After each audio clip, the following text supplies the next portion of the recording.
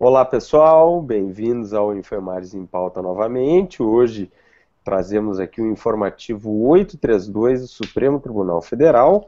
Vamos comentar aí todos os julgados concluídos neste informativo, noticiados nesse informativo na nossa tradicional sistemática de rodadas. Trazemos na primeira rodada os julgamentos mais relevantes, assim vamos sucessivamente para concluir todos os julgamentos que foram finalizados e noticiados nesse informativo, e lembrando que os julgamentos que foram iniciados, ou então que com alguma outra referência em outra seção do informativo, por exemplo, nas transcrições, nós ainda assim pincelaremos numa última rodada com as dicas, com as sugestões trazidas aí pelos professores numa rodada final. Certo? Então hoje temos aqui conosco os professores Tarcis Lima e Bernardo Vasconcelos. Tudo bem, professores? Eu passo a palavra para vocês também para pincelar aí os assuntos dessa primeira rodada. Tudo bem, professor Bernardo? Tudo bem, professor Bruno, professor Tarcis. Pessoal de casa aqui, me coube a mim na primeira rodada analisar uma decisão do STF em uma ação direta de inconstitucionalidade que questiona lei orçamentária do Poder Judiciário, especificamente da Justiça do Trabalho. Professor Tarcis, boa noite. Boa noite, Gabriel. Boa noite, Bernardo. Boa noite a quem nos assiste aí. Também nessa primeira rodada eu trago um assunto que não chega a ser novidade, como o do professor Bernardo também não é, no que se refere ao debate na jurisprudência, mas cujos fundamentos da decisão do STF têm interesse importante no que se refere a atos infralegais que estabelecem balizas ou fixam valores na cobrança de contribuições de natureza tributária, no caso aqui das contribuições de conselhos de classe. E eu vou comentar uma súmula vinculante que foi aprovada pelo Supremo. Na verdade, é uma tese já fixada em repercussão geral que agora se converteu na mais recente súmula vinculante que temos aí para comentar na matéria da execução penal e como resolver os casos envolvendo a falta de vagas nos regimes semiaberto e aberto. Vamos lá então, pessoal, podemos começar contigo, Bernardo? Vamos lá? Bem, o caso aqui, como eu já adiantei, cuidava-se de uma ação direta de inconstitucionalidade proposta pela Associação Nacional dos Magistrados da Justiça do Trabalho, a ANAMATRA, tá? Ela questionava através dessa ADI a Lei Orçamentária Anual, a LOA, de 2016, que teria reduzido, teria estabelecido um corte nas despesas de investimento e nas despesas de custeio da Justiça do Trabalho. Daí porque a ANAMATRA ingressou com essa ação direta de inconstitucionalidade.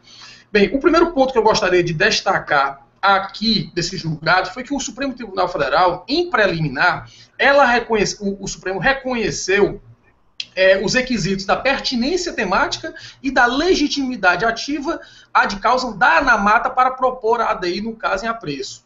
Eu acho relevante destacar esse ponto, porque no paradigmático acordo da ADI 4400, o Supremo Tribunal Federal tinha assentado o entendimento prevalecente ainda hoje, de que, aqui eu abro aspas, as associações de magistrados não gozam de legitimidade universal para o processo objetivo, devendo ser demonstrada a pertinência temática em cada caso, né? Eu fecho aspas. Ou seja, o Supremo já possui um entendimento que as associações de magistrados, aqui nós incluímos a AMB, que é a Associação dos Magistrados Brasileiros, a AJUF, que é a Associação dos Juízes Federais do Brasil, e a ANAMATRA, elas não possuem uma legitimidade universal, devendo em cada caso ser demonstrada a pertinência temática. E aqui, no caso em apreço, o Supremo reconheceu presente essa pertinência temática. Para que os alunos de casa possam visualizar de um modo um pouco mais amplo essa questão, por exemplo, nesse precedente que eu citei, na ADI 4400, o Supremo afirmou, por exemplo, que a Associação de Magistrados não teria legitimidade ativa para propor a ADI contra normas relativas à execução contra a Fazenda.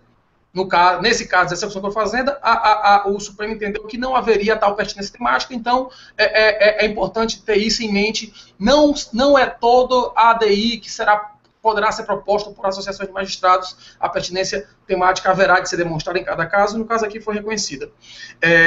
Uma outra questão, ainda a título preliminar, que eu gostaria de destacar, é o fato de que o Supremo Tribunal Federal, através de sua jurisprudência clássica, que perdurou durante um bom tempo, ele tinha um posicionamento bem pacífico, no sentido de que não cabia ação direta de inconstitucionalidade contra leis orçamentárias, ao fundamento de que tais leis seriam, aqui eu abro aspas, leis de efeito concreto, ou seja, faltaria a elas a generalidade, a abstração típica das leis. Daí porque elas assemelhariam mais a um ato administrativo e, consequentemente, poderiam ser objeto de ação direta de inconstitucionalidade. Aqui eu quero destacar que esse posicionamento, como eu digo, que durou durante um bom tempo, foi superado pelo Supremo Tribunal Federal, tá? De modo que hoje o que vem prevalecendo é o entendimento de que, aqui eu vou abrir aspas para citar um trecho significativo da ADI 5449, no sentido de que as leis orçamentárias que materializem atos de aplicação primária da Constituição Federal podem ser submetidas a controle de constitucionalidade em processos objetivos, eu fecho aspas. Ou seja, o posicionamento que hoje prevalece no Supremo é de que tais leis orçamentárias, quando elas materializem atos de aplicação direta da Constituição, que no caso entendeu que era a situação tratada aqui, elas serão passíveis sim de questionamento através de uma ação de controle concentrado ou controle objetivo de constitucionalidade, no caso a ADI. Tá? Pois bem, fixadas essas matérias preliminares e passando ao mérito, eu posso já de antemão resumir aqui, para poder a gente prosseguir, que a tese vencedora no caso, ela pode ser resumida da seguinte maneira: foi decidida pelo plenário por maioria, tá? Que, salvo em situações graves e excepcionais, não cabe ao Poder Judiciário, sob pena de violação ao princípio da separação dos poderes, interferir na função do Poder Legislativo de definir receitas e despesas da administração pública, emendando projetos de leis orçamentárias quando atendidos os requisitos dos parágrafos do artigo 166 da Constituição. Ou seja, o que foi que o Supremo Tribunal Federal falou? Como regra, a atribuição é institucional para fixar receitas e despesas da administração, aqui incluído também o Poder Judiciário, através das leis orçamentárias, ela é privativa do Legislativo, de modo que somente em casos excepcionais, frisar aqui que o Supremo não excluiu a possibilidade de controle, mas apenas diz que em casos excepcionais, esse controle poderá ser feito pelo Poder Judiciário. Tá? Então a gente pode ver que a improcedência da ADI fundamentou-se basicamente no princípio da separação dos poderes. Tá? E essa competência privativa do Legislativo a que eu me referi, para fixar gastos e despesas através das leis orçamentárias, está prevista no artigo 48, inciso 2 da Lei Maior. Tá? Então, é uma competência já prevista expressamente pela Constituição. Outro ponto que eu acho que merece algum destaque aqui diz ao fato que o Supremo ele esclareceu da seguinte maneira, porque o artigo, apesar de a Lei Maior, apesar da Constituição atribuir ao Poder Executivo a iniciativa da proposta de lei orçamentária, no que se refere ao orçamento do Poder Judiciário, na verdade, a elaboração do orçamento constitui, que eu abro aspas para repetir a expressão do Supremo, um ato complexo de elaboração conjunta, eu fecho aspas. Por que seria esse um ato complexo de elaboração conjunta? Porque caberia ao Poder Judiciário encaminhar a proposta de orçamento, sua proposta de orçamento para o Poder Executivo. O Poder Executivo iria consolidar essa proposta de orçamento, inclusive com os demais ramos da administração pública, para daí ser encaminhada ao Legislativo, cabendo a este proceder a definir em caráter final essas receitas e essas despesas. E isso se pode ser feito através de emendas. Aí o Supremo fixou que a Constituição não veda a possibilidade de emendas, mesmo no que se refere ao orçamento dos demais poderes, executivo e judiciário. Cada poder tem a iniciativa, tem a prerrogativa de iniciar o processo legislativo no que se refere à lei orçamentária. Contudo, essa competência essa atribuição para iniciar o processo legislativo das leis orçamentárias não impede que o legislativo modifique essa proposta através de emendas. Por sinal, o plenário da Suprema Corte aqui ressaltou que os próprios parágrafos do artigo 166 da Constituição autorizam, preveem esse comportamento por parte do Legislativo. Tá? Obviamente, traçando ali alguns condicionamentos, como, por exemplo, a observância, a manutenção da conformidade com o plano plurianual, por exemplo. Então, partindo dessa compreensão de um ato complexo e da possibilidade do Legislativo emendar as propostas orçamentárias do Judiciário, o Supremo afirmou que, observados esses condicionamentos a que me referi, presentes nos parágrafos do artigo 66, não pode o Poder Judiciário interferir nessa atividade do Legislativo, sob pena, como eu disse, de ofensa ao princípio da separação harmônica dos poderes. Esse foi o grande cerne, a grande base sobre a qual se ergueu a decisão, o princípio da separação harmônica dos poderes. Foi com base nisso que o Supremo negou a pretensão de declaração de inconstitucionalidade dessa lei orçamentária. E apenas para finalizar,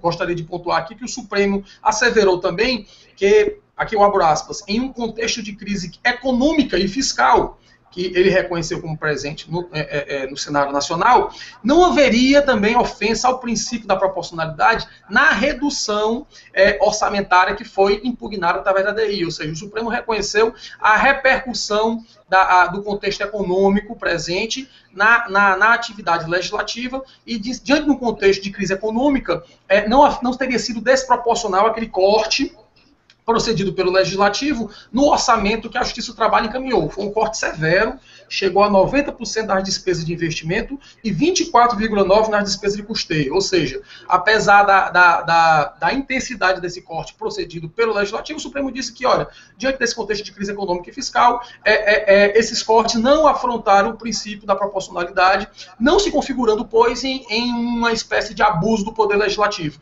É porque esse era um dos argumentos que a ANAMATRA trouxe para impugnar a LOA de 2016, que os cortes teriam sido desproporcionais, abusivos, exagerados. E o Supremo disse que não, que o contexto econômico justificaria os cortes naquele montante. Então é basicamente isso, os pontos principais que eu gostaria de destacar, e eu passo a palavra agora para o professor Bruno.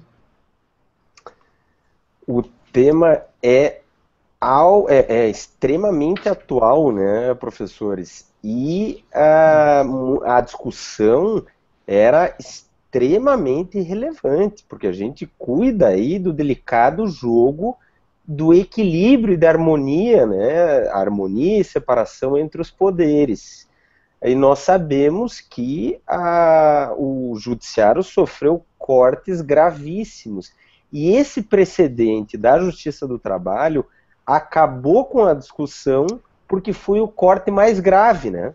Inclusive, um dos fundamentos da ADIM, que a ANAMATRA levantava, era exatamente de que o corte na Justiça do Trabalho teria sido, no orçamento, né, na proposta apresentada, teria sido maior do que aquele ocorrido nos demais segmentos do Poder Judiciário.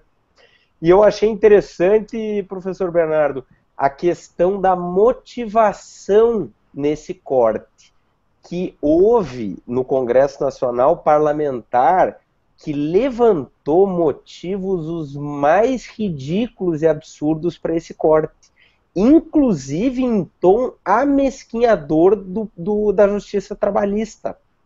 E inclusive houve votos vencidos, né? O próprio ministro Lewandowski, ele disse que haveria vício na motivação para o corte que teria sido desproporcional. É interessante esse aspecto, porque eu relembro aqui jurisprudência antiga do Supremo, já de mais de década para trás, que reconheceu inconstitucionalidade por desvio de finalidade na atividade do Congresso Nacional, ou seja, na atividade legislativa. Um tema que na doutrina constitucionalista é extremamente polêmico, né? Interessante, porque o judiciário entra numa seara do jogo político, que é um jogo que nós sabemos o que acontece nessa cena política. E o Supremo, no entanto, já reconheceu a possibilidade de declarar-se a inconstitucionalidade de lei por desvio de finalidade na sua edição. Foi um caso envolvendo a anistia de multas eleitorais. e essa mesma linha de raciocínio foi trazida aqui para esse caso do corte do orçamento da Justiça do Trabalho. Inclusive, a gente poderia trazer o mesmo raciocínio para o corte, que foi não tão grande, mas muito próximo, extremamente significativo, na própria Justiça Federal, que está envolvida no contexto da Lava Jato, né? Só que com esse fundamento na Justiça do Trabalho, julgado no orçamento da Justiça do Trabalho, nesse julgamento do Supremo, esvaziou qualquer tentativa de se alegar também inconstitucionalidade no corte do orçamento da Justiça Federal, que foi inédito, né? Nunca se viu um corte tão grave no orçamento do Poder Judiciário como um todo, e em particular na Justiça Federal e houve também, logicamente, na Justiça Eleitoral, estamos falando no Judiciário da União, e também na Justiça do Trabalho. Então é interessante que esse argumento chegou a ter votos no Supremo, e eu só relembro que há jurisprudência permitindo que se declare, ou seja, reconhecendo a possibilidade de declarar-se a inconstitucionalidade de uma lei fruto de um desvio de finalidade. E nesse aspecto, no debate parlamentar se trouxeram argumentos os mais estapafúrdios, inclusive a dizer que a Justiça do Trabalho não deveria nem existir, né? Tem gente que ainda sustenta isso, né? Porque tem um ranço com a Justiça Trabalhista. Então, também é um outro aspecto que eu trago as colocações muito bem feitas aí pelo professor Bernardo. Só para acrescentar, de fato, professor Bruno, houve votos que saíram vencidos que defendiam justamente a procedência pela falha, pelo vício na motivação, como você bem colocou. Verdade. Então, vamos para nosso segundo tema aí na nossa primeira rodada com o professor Tarsis. Podemos passar para o teu julgado, professor? Na verdade, teus julgados, né, são mais um julgado. Vamos lá. O plenário do STF, nesse caso, praticamente já definiu a questão. Em um desses recursos, o placar já está adiantado com 6 votos, e no outro ainda mais adiantado com 8 votos na mesma direção do voto relator. Eu vou fazer uma divisão aqui a respeito dos temas. Foi concentrada a análise desses recursos extraordinários, tendo em vista a conexão entre eles, mas a matéria é distinta no que se refere a cada um. No primeiro deles, que é o RE 838-284 de Santa Catarina, a questão diz respeito à competência, à atribuição do Conselho Regional de Engenharia e Arquitetura para fixar o valor que é cobrado pela emissão de ART, que são os atestados de responsabilidade técnica necessários para a legalidade de uma obra, de uma construção civil. Nesse caso, a discussão girava em torno da possibilidade de um ato do próprio Conselho estabelecer limites de valores dentro de um teto estabelecido pela lei.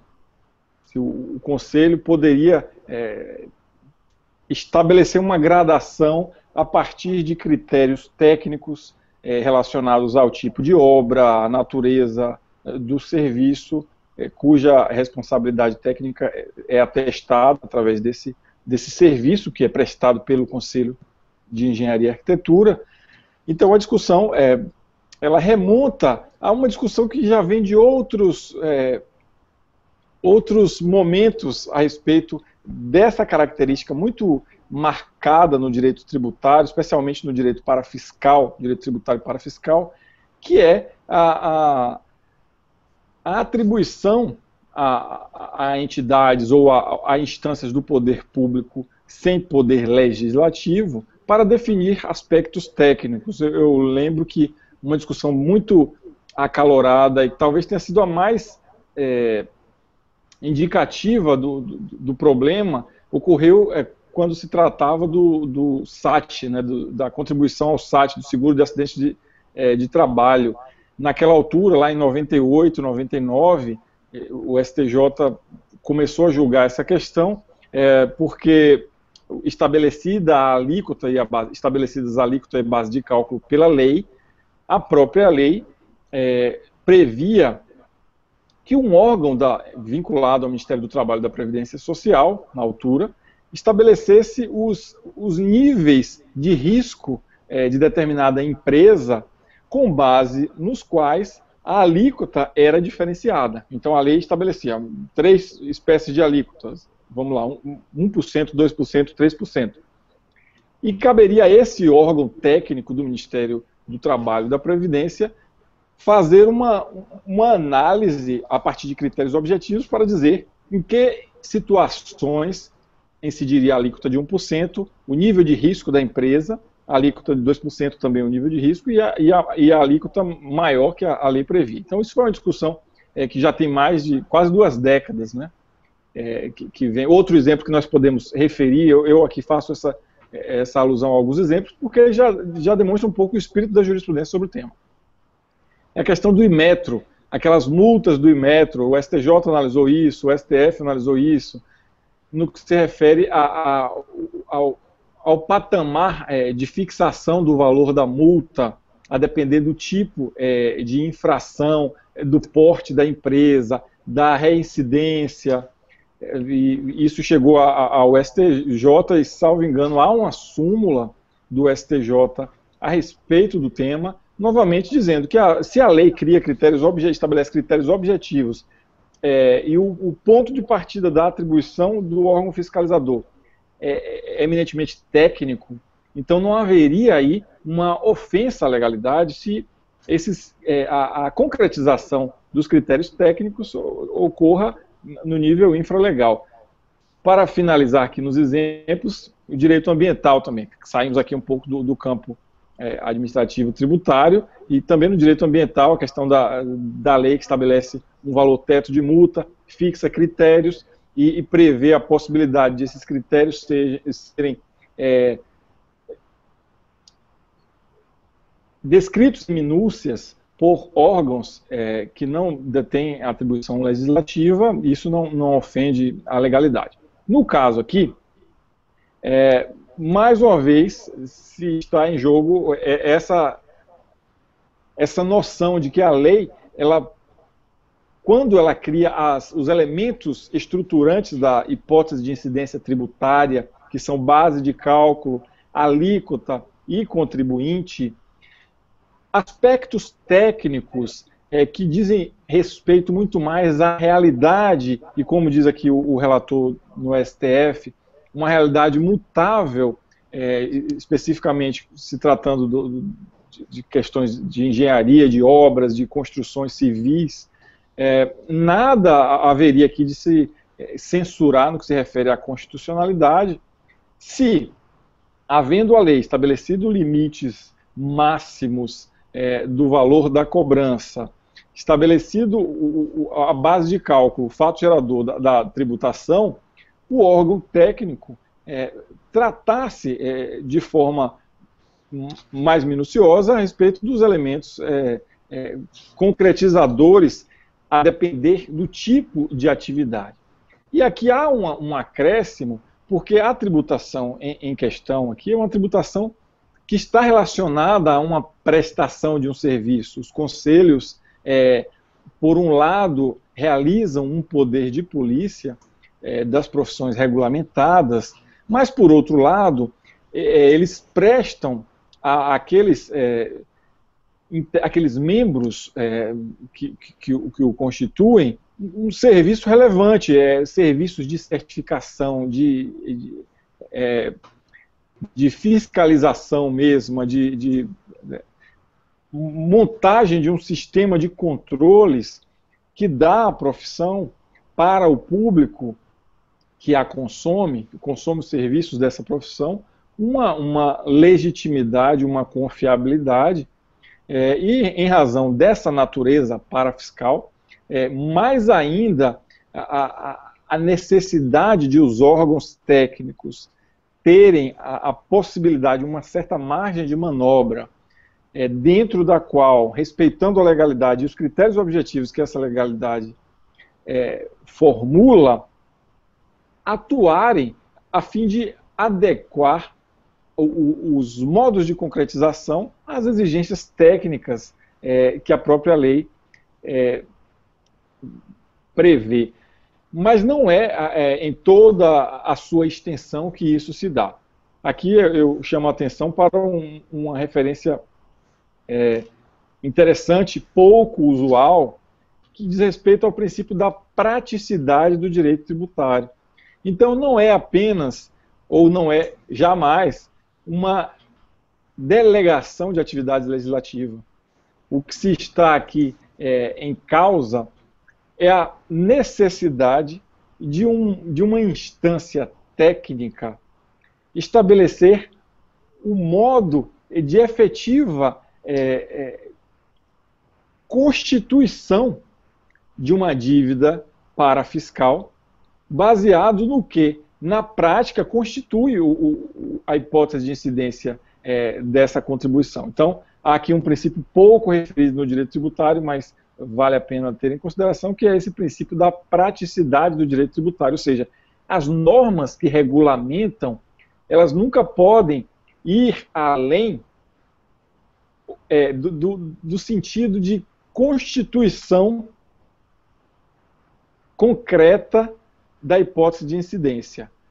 Ou seja, fazer com que os critérios abstratamente estabelecidos na lei, eles ganhem adequação ao que em concreto ocorre no momento da tributação. Então, é essa definição de como cobrar dentro dos limites da lei que o STF afirma aqui que não ofende a garantia constitucional da legalidade. Outro aspecto, ou seja, estará o Conselho submetido a esse princípio da praticidade, ou seja, a sua atuação é legítima na medida em que ela complementa a concretização da hipótese de incidência. Além disso, o STF afirma que, já que os 6 ministros votando em conjunto, nesse mesmo sentido, afirma que, uma vez fixado o valor máximo por lei, não caberá ao Conselho, a título de apenas atualização da lei, corrigir monetariamente esse limite máximo fixado. Então, o Conselho não pode, segundo o STF, se valer desse entendimento no que se refere a critérios técnicos para estabelecer ou aplicar um índice de correção monetária sobre o limite legal. Existindo o limite legal, apenas outra lei poderia alterá-lo.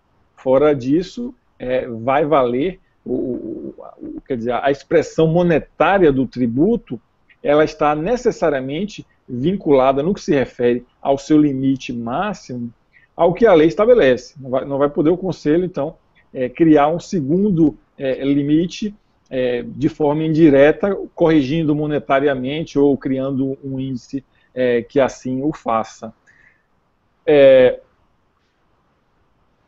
Já agora, temos um segundo aspecto que diz respeito a um recurso extraordinário 704-292 do Paraná. Novamente, a questão é conexa àquela primeira que nós acabamos de referir, mas tem aqui um traço específico, e dessa especificidade surge a contraposição ao que eu acabo de referir, mencionando o primeiro julgado. Aqui nesse segundo julgado, os ministros se defrontam com a possibilidade de o Conselho fixar mesmo o valor da anuidade dos seus profissionais fiscalizados. Ou seja, se o Conselho de classe, ele pode, se a lei pode dar a ele esse nível de atribuição. Então, assim, no primeiro caso, que eu há pouco me referi, nós tratávamos de estabelecer critérios gradativos já existindo um teto legal. Nesse segundo, o que a Lei 11.000 de 2004, no seu artigo 2º, estabelece, é a possibilidade de os conselhos, por ato interna corporis, estabelecerem o valor da anuidade. E aqui o STF afirmou que os mesmos princípios referidos no julgado anterior servem para deslegitimar essa previsão do artigo 1º da Lei 11.000 de 2004. Justamente porque Se de um modo mais abrangente o Conselho não só se adapta a critérios objetivos da lei que institui determinada cobrança, mas, além disso, recebe dessa lei uma delegação para instituir a própria cobrança, aí já estaria, sim, havendo o que eles chamam de degradação do grau hierárquico. E aqui eu uso esse termo também um pouco incomum, porque no julgado é mencionado, e eu descubro aqui no livro do Joaquim Gomes Canutilho, que é um termo usado por ele. Quando ele vai falar sobre os decretos autônomos, regulamentos autônomos, ele faz justamente essa referência. Ele usa uma nomenclatura princípio do congelamento do grau hierárquico e o seu antípoda como sendo o princípio da degradação ou a degradação do grau hierárquico. Então, o princípio do congelamento está exatamente no que, havendo sido tratado por lei, não poderá, em hipótese alguma, ser modificado por ato infralegal. Então, se uma lei, como não é próprio do direito tributário, é necessariamente exigida em sentido formal para dizer do tributo do contribuinte, da hipótese de incidência da base de cálculo e da alíquota, não poderá um ato infralegal fazer diferente. Se assim o fizer, estará incorrendo no que ele chama de degradação do grau hierárquico. Então, aqui no julgado, há essa referência explícita ao que o Canutilho estabelece como um princípio. Especificamente aqui no informativo 832, se fala em degradação da reserva legal, mas o sentido é exatamente o mesmo. Então, passando, já concluindo esse segundo julgado, não pode a lei delegar mesmo que seja um ato genérico de um conselho federal, de algum desses conselhos de fiscalização profissional, não pode uma lei do parlamento delegar a esse conselho, a esses conselhos, a possibilidade de fixar ela mesma o valor da anuidade. Esse foi o ponto que, em relação a esse aspecto, é uma tese que já está vencendo, né? Ainda que os ministros que restam a votar decidam diferente ou votem diferente, é bem provável que o placar continue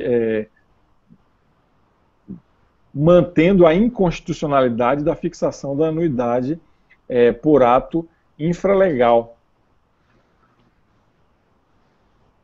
Os pontos que restam a ser definidos aqui, porque houve votos divergentes até agora, dizem respeito a aspectos formais, seja no que se refere a contrabando legislativo,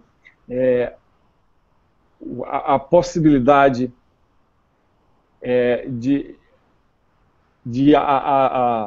uma lei ordinária fixar esses elementos da tributação, seja no primeiro caso da RT, que o STF considerou constitucional, seja no caso segundo, se uma lei ordinária poderia estabelecer critérios, criar e estabelecer os elementos nucleares de um tributo, se era ou não necessária uma lei complementar, ou se uma medida provisória poderia alterar esses critérios, como foi o que aconteceu aqui, e o STF, nesse julgado, o relator faz referência expressa ao julgamento da ADI 5127, agora em maio de 2016, justamente para afirmar que não é compatível com a Constituição a apresentação de emendas sem relação de pertinência temática com a medida provisória submetida à sua apreciação.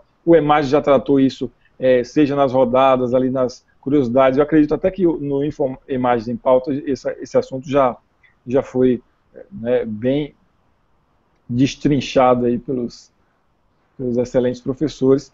E é basicamente isso que se tem. Então, esse julgado não se concluiu, mas em linhas gerais, nós chamamos atenção para esses pontos que são os mais relevantes e que, de algum modo, agora decididos em repercussão geral, praticamente põe uma pá de cal no que se refere a esse aspecto que no foro, até nas nossas leads aí, forenses, mais debatido pelos advogados, quanto à constitucionalidade das cobranças pelos conselhos de classe.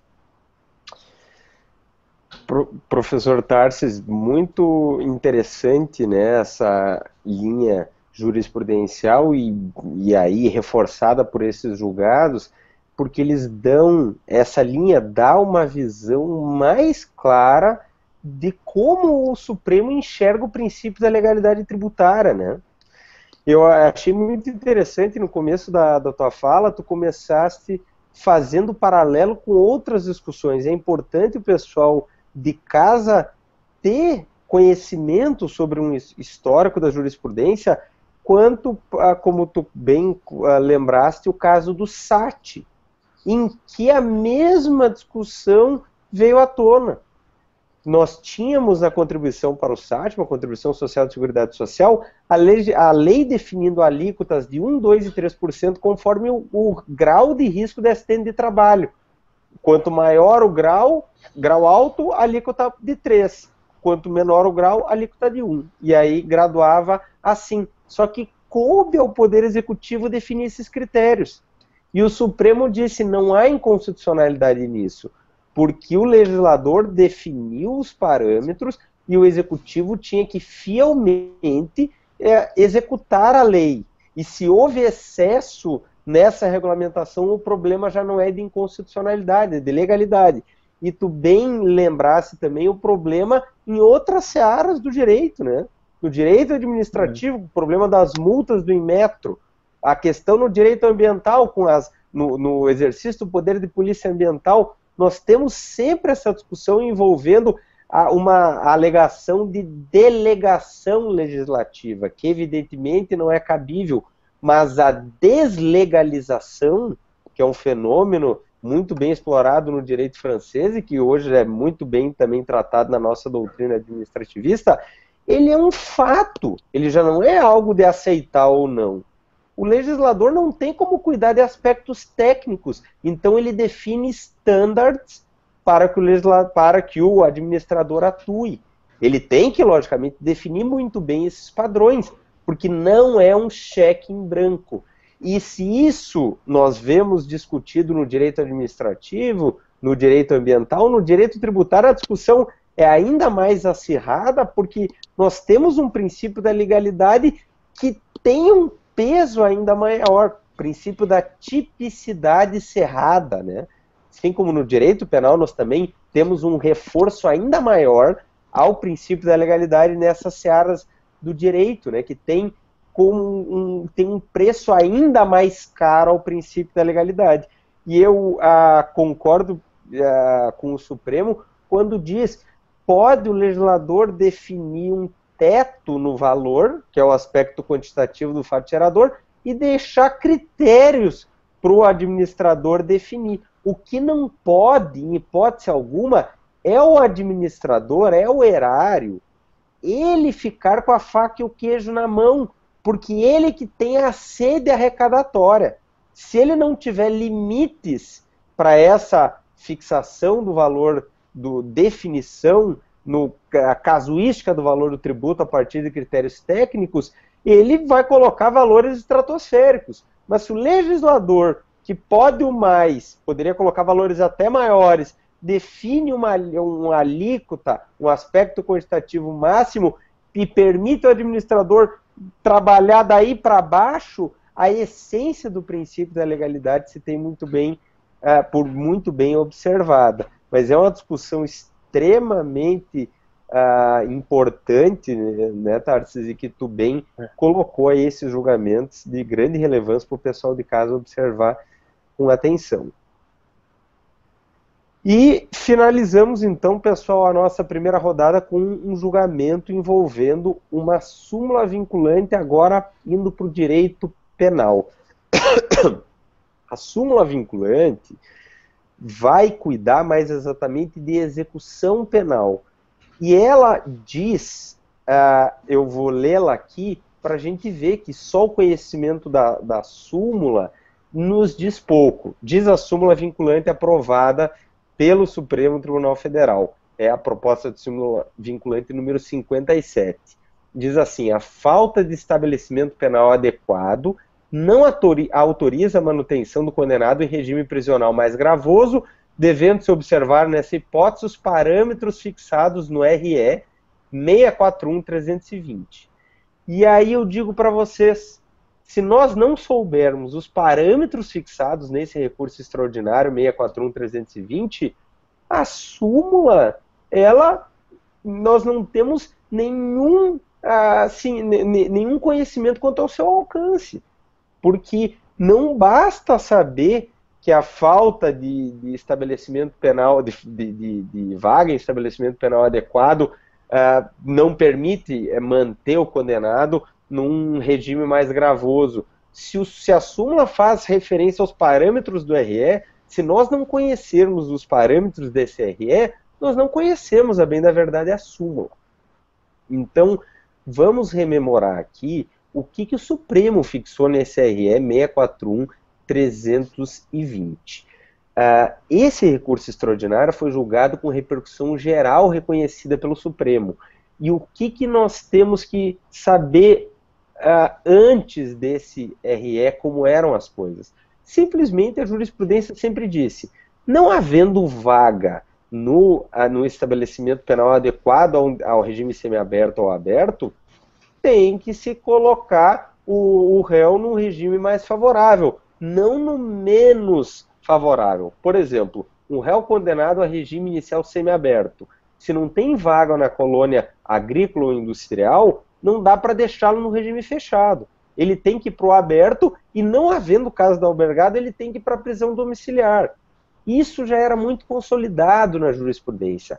Neste RE, com repercussão geral, o Supremo, de forma muito corajosa, não ficou numa tese muito superficial e pouco conectada à realidade. Pelo contrário, o Supremo desceu aos meandros da execução penal brasileira.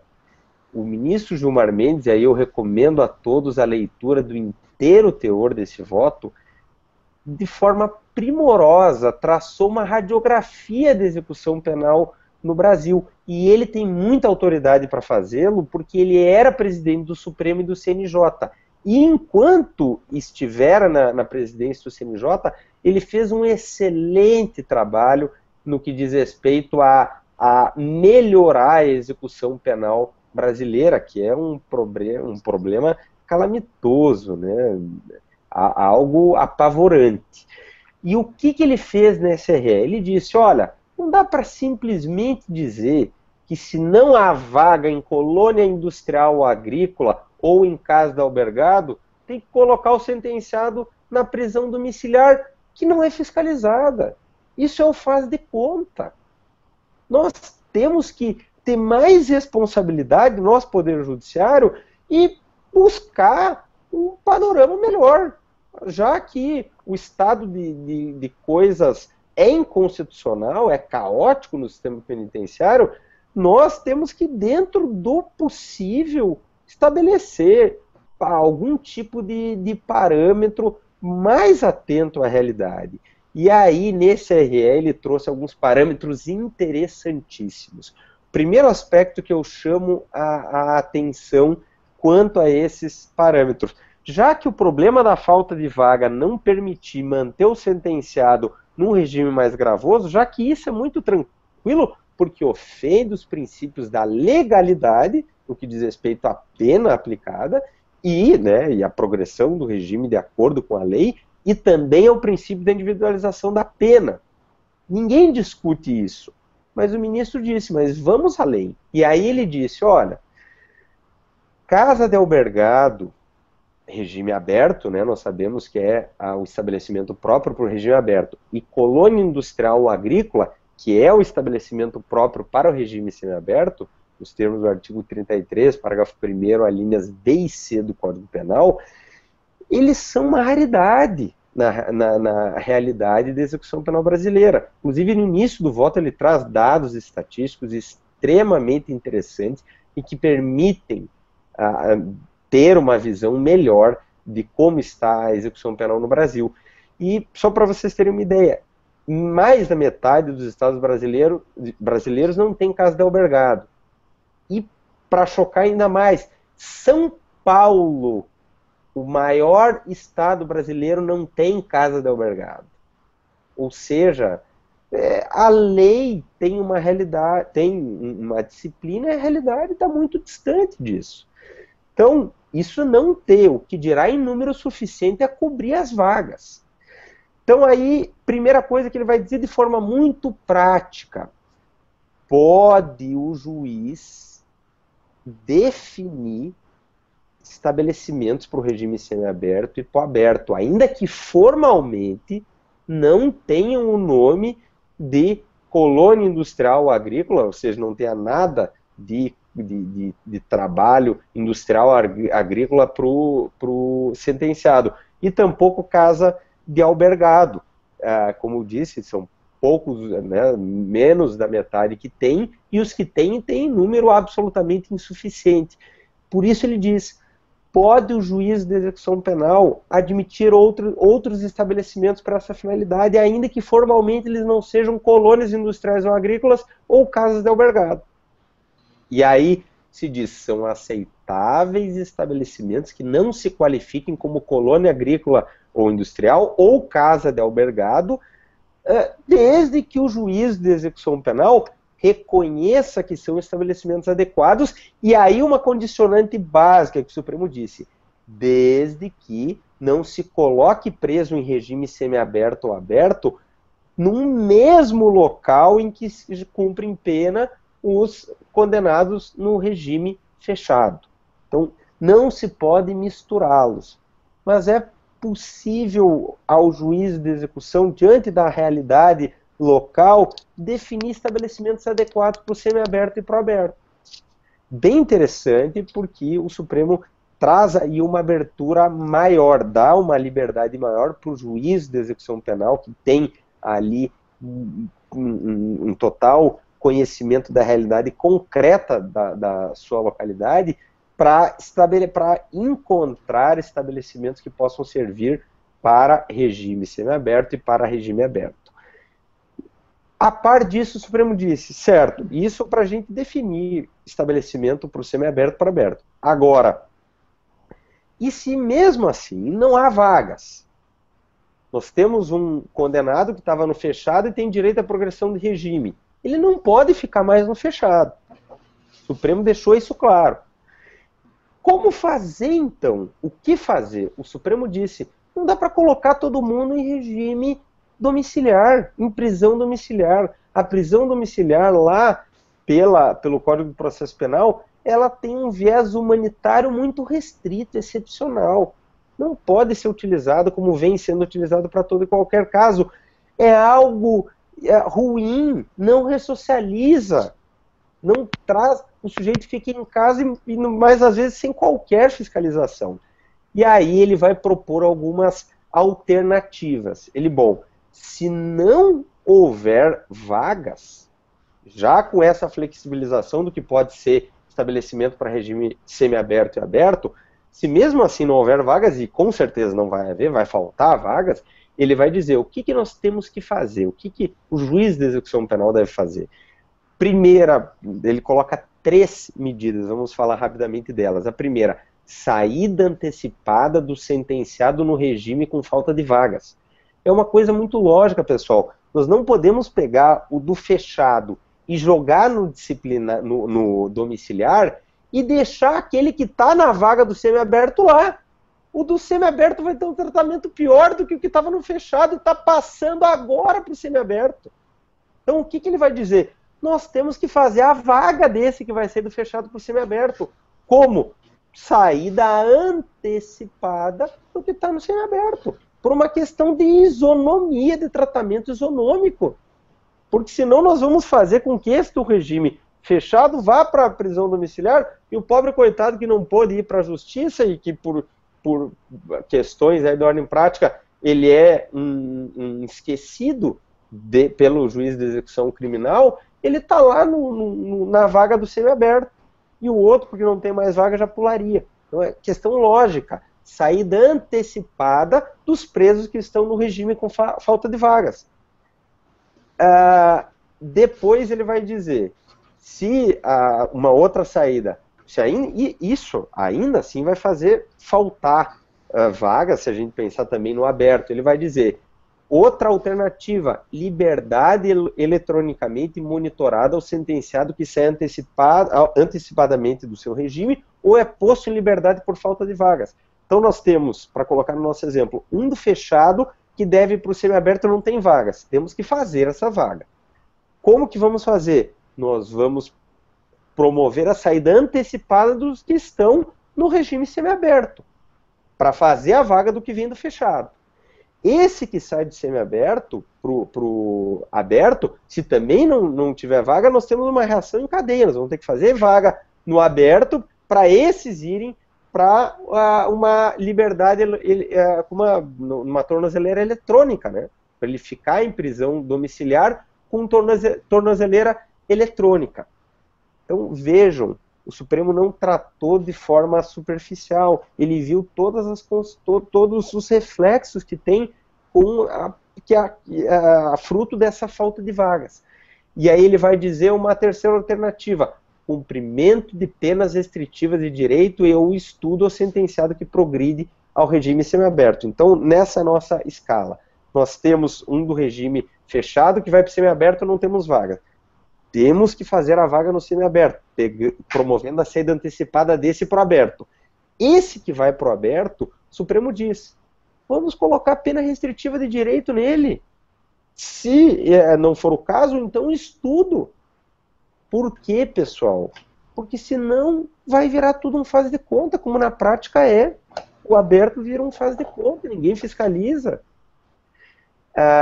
E vejam que interessante, pessoal, não há base legal nenhuma para se colocar a pena restritiva de direito, nesse caso do regime aberto. Mas o Supremo diz, certo, não tem, mas pior para ele seria deixar no regime mais gravoso. Então, vamos colocar uma saída intermediária diante da realidade. Corajoso o Supremo ao fazer isso, porque, né, para muitos, isso viola a legalidade no âmbito do direito penal. Falamos agora muito da legalidade do direito tributário, aqui ele tem um peso ainda maior.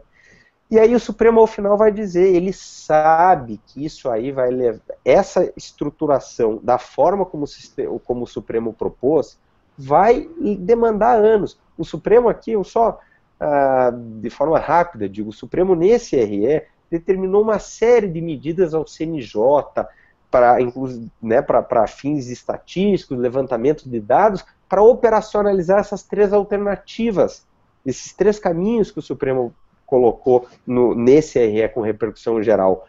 Mas o Supremo sabe que isso vai levar tempo. E ele diz aí, enquanto não estruturadas essas medidas alternativas, essas três que nós estamos propondo, porque isso tem que ter controle de quem está no semiaberto, quanto que falta, qual que vai sair primeiro. O Supremo disse, isso vai ter que ser definido, nós não vamos definir tudo aqui. E aí ele fala numa jurisprudência de base, que vai cuidar de uma casuística que nunca vai ter como se esgotar. Porque imaginem, nós colocamos tornozeleira eletrônica, certo? E aí ele vai trabalhar.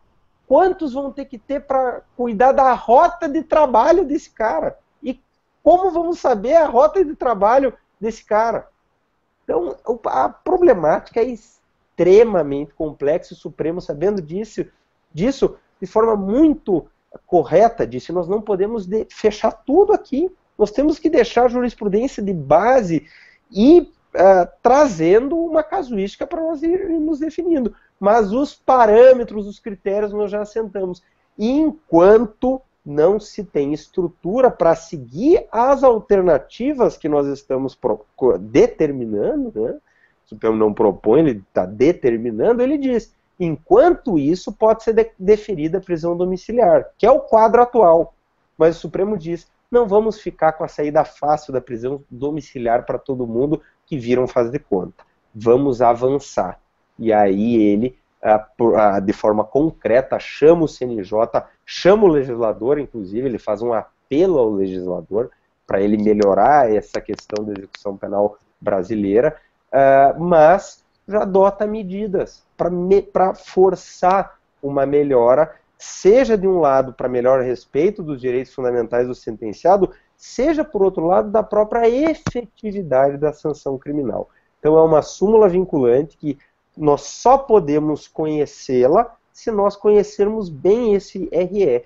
E aí eu tentei aqui, de forma rápida, trazer os parâmetros gerais deste RE, a linha de raciocínio que o Supremo adotou, mas eu recomendo para aqueles que querem conhecer um pouco melhor da realidade da execução penal brasileira, que leiam o voto do ministro Gilmar Mendes, que é um primor.